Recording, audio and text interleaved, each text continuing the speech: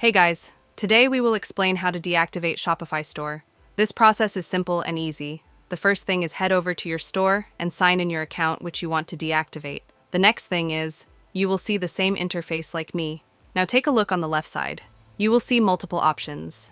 From these, you have to select the option setting, which is on the left bottom.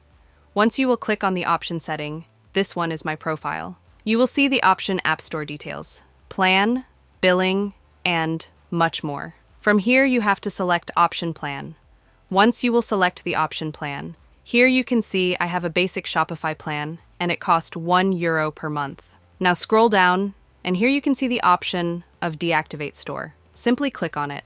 And here you will see 3 options. Switch to pause and we'll start a new store. And on the last you can see the option of Deactivate Store. You can also read Deactivate Store for now and come back when you are ready.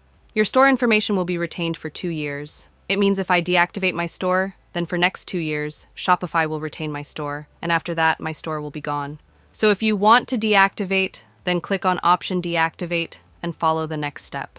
And that's it.